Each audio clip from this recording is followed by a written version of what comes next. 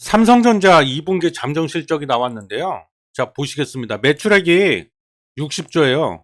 전년 동기 대비 22% 감소. 영업이익 6천억입니다. 6천억. 전년 동기 대비 95% 감소. 굉장히 많이 쪼그라들었습니다. 요거는 영업이익은 2009년도 1분기 이래로 14년 만의 최저치다. 역대급 실적 안 좋게 나왔습니다. 영업이익률 1% 고작 1%인데 좀 안 좋아요. 안 좋은데 요거를 사업 부문별로 좀 다시 보면은요. 사업 부문별로 보면 반도체가 4조 손실 난 것으로, 이거 물론 추정입니다. 추정. 뭐 아시는 분 아시겠지만 잠정 실적 발표할 때는 이 삼성전자가 사업 부문별 실적은 공개를 안 합니다. 안 하고 최종 실적 발표 예정일은 지금 이달 27일로 돼 있는데 뭐 크게 다를 것 같지는 않아요. 최종 실적이나 잠정 실적이나. 근데 일단 그래서 지금 현재로서는 추정치예요. 근데 반도체에서 4조 손실. 지난 1분기 때도 반도체에서 4조 5,800억을 까먹었는데 2분기 때도 또 그렇다. 예. 그래서 이 반도체가 굉장히 부진하다 지금. 나머지 스마트폰, 디스플레이, TV, 가전 쪽은요. 1분기 때하고 거의 유사할 것으로 지금 추정하고 있습니다. 실적이. 예. 그래서 크게 다르지 않을 거라고 좀 추정을 하고 있는데 문제는 반도체네. 예, 반도체인데 자, 2분기에 실적이 왜 이렇게 안 좋게 나왔냐 그럼 원인이 있을 거 아니에요? 원인은 아까 같이 살펴봤지만 반도체 부문에서 4조 원대 손실 난 것이 가장 큰 원인이다. 이게 좀 결정타가 됐습니다. 그래서 왜 이 삼성전자는 뭐 아시겠지만 이것저것 많이 만들지만 반도체로 먹고 산다고 해도 과언이 아니죠. 그래서 이 반도체 부문이 전체 영업이익의 60%를 차지하기 때문에 그렇습니다. 60%를. 그래서 반도체 부분이 굉장히 실적이 중요한데 그럼 반도체 부분에서 왜 또 이렇게 손실이 났냐? 그 원인이 있을 거 아니야? 그 원인이 뭐냐면 메모리 사업이 부진해서 그렇다. 그럼 메모리 사업은 또 왜 부진했냐? IT 수요가 부진했다. IT 수요는 왜 부진했냐? 경기가 위축되는 바람에 이 서버용, 스마트폰용, PC용, D램 수요가 급감을 했다. 그리고 또 하나 시스템 반도체 사업 주문이 감소를 했다. 뭐 이런 거. 그리고 감산 얘기 나왔었잖아요. 메모리가 공급 과잉이다. 뭐 대략 한 크게 봤을 때 세 가지. 뭐 전체적으로 그래서 한 요 세 가지 이유 때문에 반도체 부문에서 손실이 크게 났다. 그래서 이 2분기 실적이 안 좋게 나온 거다. 그래서 핵심은 반도체다, 반도체. 반도체가 잘 가야 되는데 그렇다는 거고요.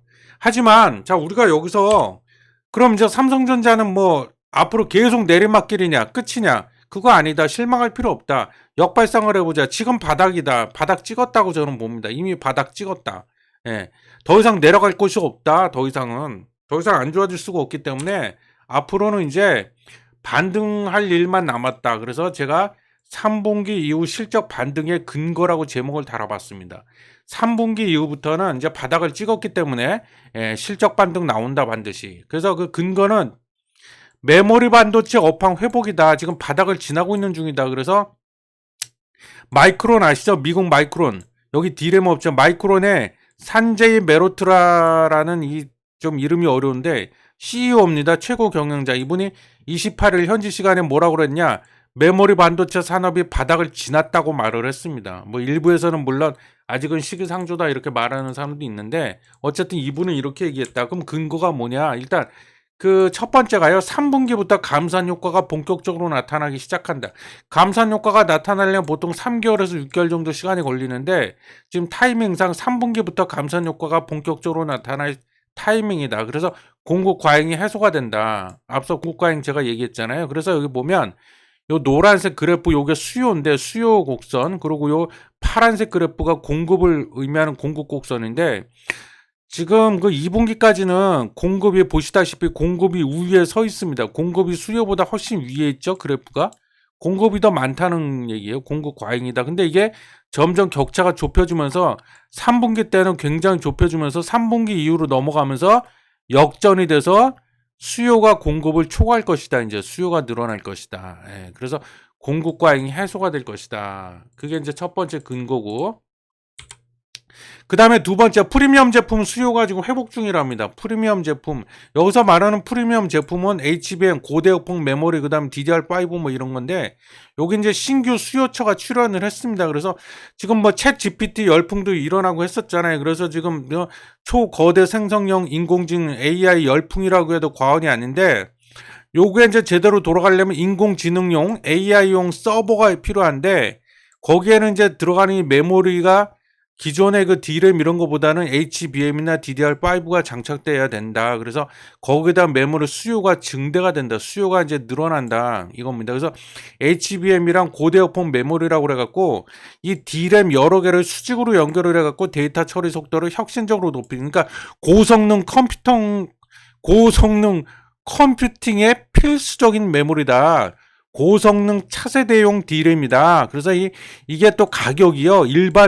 기존의 일반 그런 D램과 비교를 해보면 5배 이상 비쌉니다. 예, 굉장히 비싸죠. 고가예요. 그래서 이 서버에서 GPU 혹은 CPU와 더 많은 데이터를 서로 빠르게 주고받을 수가 있다. HBM, 고대역폭 메모리. 그래서 뭐 아시겠지만 AI가 일단은 그 데이터를 학습을 시켜야 되잖아요. 그리고 그 학습, 그러면 그 데이터가 빅데이터, 어마무시한 양의 막대한 양의 데이터가 필요한데, 그 데이터를 지가 학습을 하고 그걸 또 처리를 하려면 그런 고성능의 컴퓨터가 필요하고 슈퍼컴퓨터가 필요하고 거기에 서버도 고성능 서버가 필요한데, 그 모든 것을 구현하려면은 메모리도 HBM이 절대적으로 필요하다 그렇기 때문에 HBM의 수요가 늘어날 것이다. 그겁니다. 그래서 HBM 시장 규모 전망치인데요. 이거는 2023년에 20억 달러 좀 넘죠. 4,186만 달러인데 요게 5년 지나서 2028년이 되면 63억 1,250만 달러로 이 시장의 규모가 증가할 것이다. 한 3배 이상 좀 증가를 하는 거네요. 요 수치대로 하자면. 그죠? 그리고 자, 아까 얘기했죠. DDR5 요거. DDR5 D램 수요가 또 증대하고 있다. DDR4보다 이 DDR5가 20 내지 30% 비싸다고 합니다. 그리고 실제로 인텔에서 얼마 전에 DDR5를 지원하는 서버용 CPU인 사파이어 래피즈를 출시를 했습니다. 예, 그래서 최근에 사파이어 래피즈를 채택한 데일, HP 유명한 기업이잖아요. 여기 등 이런 서버 기업이 증가하고 있는 추세다. 그래서 따라서 DDR5 주문도 증가하고 있는 추세랍니다. 그래서 DDR5 시장 점유율 전망치가 나왔는데 올해 약 20.1%로 보고 있는데 요거 2년 후인 2025년도가 되면 약 40.5%까지 시장 점유율이 올라갈 것이다. 이렇게 보고 있다.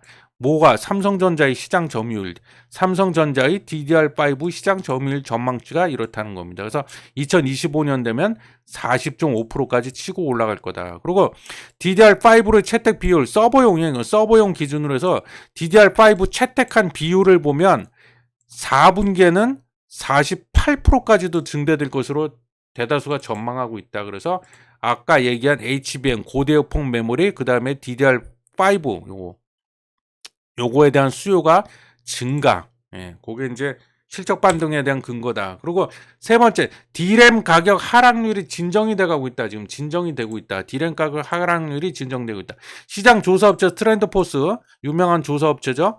올해 3분기 D램 평균 판매 단가, 요게 전분기보다 3분기 전분기보다 0에서 5% 하락하는데 그칠 것이다. 참고로 올해 2분기 D램 가격 하락률은 13에서 18%였거든요. 근데 올해 3분기는 0에서 5% 하락하는데 그칠 것이다. 예, 그래서 낙폭이 크게 둔화할 것이다. D램 가격 하락률 또한. 예, 그래서 뭐 요런 게 이제 나름 제가 근거라고 지금 준비를 해서 말씀드리고 있고요. 자, 그래서 이제 삼성전자가 완전히 2분기에 바닥을 찍었기 때문에 3분기부터는 반등할 일만 남았다. 다시 한번 말씀드리고요.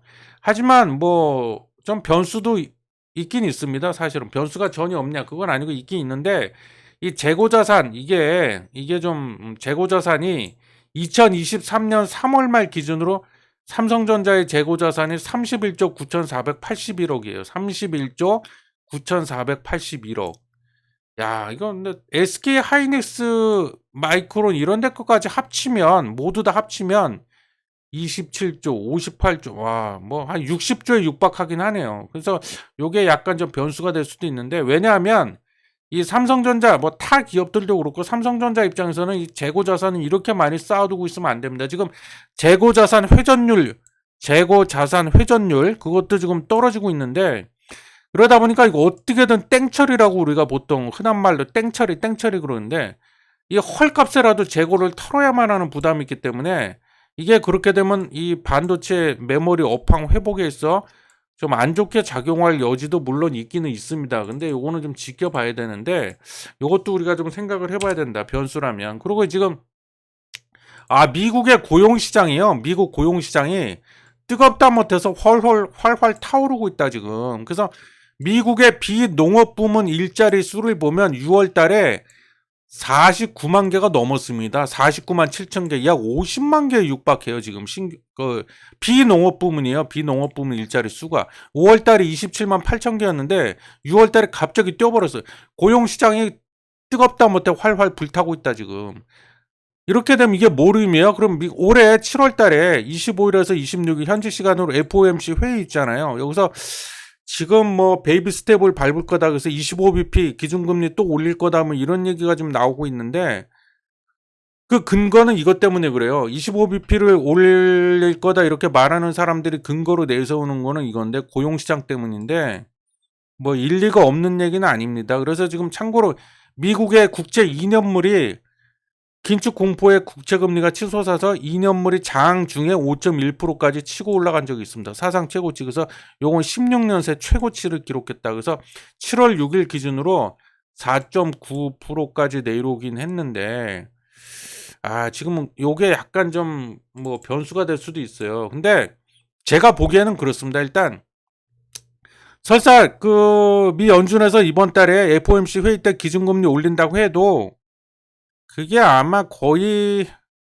기준금리 인상의 막바지가 되지 않을까, 뭐 그런 생각을 해보긴 하는데요. 일단 그렇습니다. 그래서 이런 것도 우리가 좀 조심하긴 해야 된다. 그리고 그 기준금리를 올릴까 말까 결정하는 그 두 가지 요소가 있잖아요. 첫 번째는 뭐 아시는 분들 아시겠지만, 첫 번째는 물가 상승률이고, 두 번째가 이제 고용시장이 어떠냐, 실업률 이런 건데, 지금 현재 제가 개인적으로 보기에는요, 미 연준은 이 물가 상승률보다는 고용시장, 고용률, 실업률 이걸 더 중요하게 보고 있는 것 같아요. 기준금리를 올릴까 말까 판단하는 데 있어서.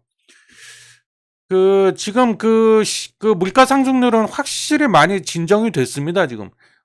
7월 12일 날 발표했죠. 미국의 6월 달 CPI 소비자 물가 지수 상승률이 나왔는데, 전년도 동기 대비 3%. 이거 시장에서는 3.1%로 전망을 했었는데 하회했죠. 밑돌았습니다. 그리고 참고로 2022년 6월, 작년 6월 달에 CPI 상승률이 9.1% 사상 최고치를 찍었었잖아요. 이때랑 비하면 3분의 1 토막 난 건데 지금. 그리고 에너지하고 식료품 가격 뺀 근원 소비자 물가 지수 CPI 요거 상승률은 6월 달치 전년 동기 대비해서 4.8% 상승한 걸로 나왔습니다. 시장 전망치는 5%였는데 이 근원 CPI 상승률도 시장 전망치를 밑돌았어요.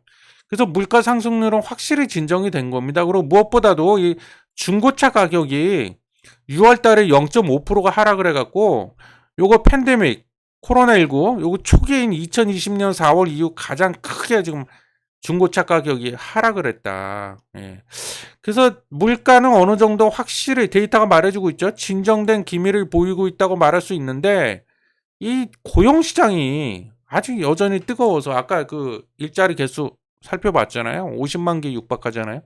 연준은 그걸 더 중요하게 생각하는데, 그래서 7월 달 요번 달에 어쩌면 기준금리를 올릴 것 같기도 해요. 제가 봤을 때 올릴 것 같기도 한데, 물론 그거 올린다고 해서 그게 뭐 자이언트 스텝을 밟는다거나 뭐 울트라 스텝을 밟는다거나 그렇게까지 심하게 올릴 것 같진 않고, 뭐 끼케야 베이비 스텝 25bp 올릴 것 같은데, 뭐 삼성전자에 있어서 그게 치명타라고 말할 수는 없습니다. 치명타는 아니에요. 근데 전 경계는 해야 된다. 그래서 참고로 CPI 상승률 보면 요게 최고점 찍었던 작년 2022년 9월 달이거든요. 9.1% 나왔을 때.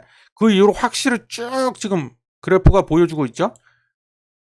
상승률이 쭉 떨어지고 있습니다, 지금. 그래서 물가 상승률은 확실히 좀 진정이 됐다. 그런 CPI도 여기 최고점 찍고 나서 쭉 하락하고 있죠. 상승률이 떨어지고 있습니다. 그래서 물가는 확실히 진정이 됐다고 볼 수가 있어요. 근데 저 고용시장이 좀 그렇다. 근데 어쨌든 뭐 아까 제가 두 가지 변수 이거 미국의 긴축 기조 이거 금리 인상이랑 재고 자산 이거 재고 물량 잔뜩 쥐고 있는 거 이 두 개가 좀 변수라고 그랬는데 얘기는 했는데 제가 글쎄 이거는 뭐 그렇다고 해서 이게 뭐 삼성전자 이것 때문에 실적 반등을 못하고 그 정도까지는 아니다라고 제가 과감히 말씀드리고요. 그리고 간단하게 그냥 주가 차트인데 오늘이 그 7월 13일 목요일입니다. 제가 지금 녹음하고 있는 시간이 그래서 오늘 종가 71,900원 나왔는데 좀 아쉽죠. 보합으로 끝났습니다. 근데 요거 제가 보기에 조만간에 정고점 7월 4일날 73,600원 장중에 찍은 거 이거 뚫습니다. 예. 충분히 뚫어내고도 남는다. 그리고 추세 절대 무너지거나 틀어진 거 아니다. 5일선이죠? 21선이죠? 여기 타치했다가 타고 올라갔다가 여기서 만약에 제가 이 61선을 힘없이 그냥 뚫고 내려왔다. 심지어 꼬리도 안 달리고 장대 음봉이 나왔다. 그럼 저도 이렇게 말씀 못 드리는데요. 아니죠. 61선 타치 하나 했는데 타치 안 했습니다. 그리고 여기 꼬리가 짧게 달리면서 받치죠. 예, 그러고 지금 상승이 나왔는데 상승이 나왔기 때문에 요거 73,600원 금방 뚫습니다. 금방 뚫고 자, 그 다음에 그 수급만 좀 볼게요. 수급까지만. 그래서 외국인이 지금 오늘 7월 13일이죠. 외국인이 오늘도 들어왔어요. 그래서 계속 들어옵니다. 지금 계속 들어오고 오늘은 기관도 들어왔어요. 그래서 오늘은 기관 외국인 다 들어와줬네요. 그래서 외국인 수급 지금 무너지거나 빠진 것도 아니기 때문에 그렇습니다. 그래서 삼성전자 주주 여러분들은 절대 불안해하실 필요가 없다. 바닥을 찍었다. 다시 한번 얘기하지만 더 이상 나빠질 것도 없다. 지금 이제 그래서 2분기에 완전 바닥을 찍었다. 그렇기 때문에 절대 걱정하지 마시라. 말씀드리면서 오늘 삼성전자 얘기 여기서 마치도록 하겠습니다. 시청해 주셔서 감사합니다.